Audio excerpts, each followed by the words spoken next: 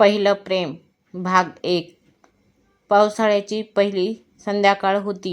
आकाशात काळे ढग दाटून आले होते आणि ओल्या मातीचा सुगंध सगळीकडे दरवळत होता. देवपूर नावाच्या छोट्याशा गावात रस्त्यावर हलका पाऊस पडत होता. आरव नावाचा 29 वर्षाचा मुलगा कॉलेजमधून घरी परतत होता. तो स्वभावानं शांत, अभ्यासात हुशार आणि मोठी स्वप्ने पाहणारा होता. प्रेम या गोष्टीपासून तो नेहमीच दूर राहिलेला होता. त्या दिवशी अचानक पावसाचा जोर वाढला. आरवने आपली सायकल रस्त्याकडेला असलेल्या बसस्थानकाजवळ थांबवली आणि पावसापासून बचाव करण्यासाठी इथे उभा राहिला. बसस्थानकाजवळ आधीच एक मुलगी उभी होती. तिने फिक्कट निळ्या रंगाचा ड्रेस घातलेला होता. तिच्या चेहऱ्यावर एक वेगळीच निरागसता होती. आरवने तिच्याकडे एक नजर टाकली आणि लगेच नजर वळवली. पण काही क्षणांनी त्याची नजर पुन्हा तिच्याकडे गेली. तेवढ्यात जोराचा वारा आला आणि त्या मुलीच्या हातातील वही खाली पडली. पावसाचे पाणी तिच्या वहीकडे वाहू लागले. "अरे देवा!" मुलगी घाबरून म्हणाली. आरव पटकन पुढे झाला.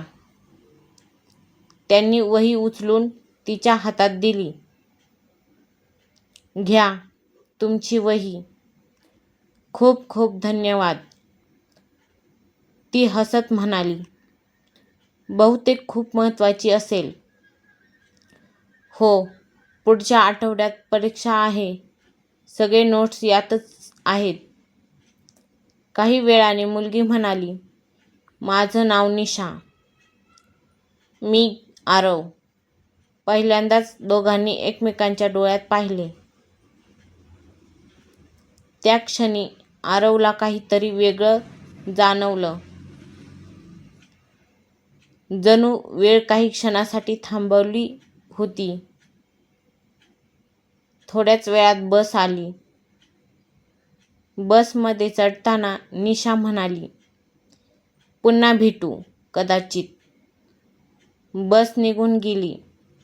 आरव मात्र तिच्याकडे पाहतच राहिला. त्या रात्री त्याला झोप लागेना.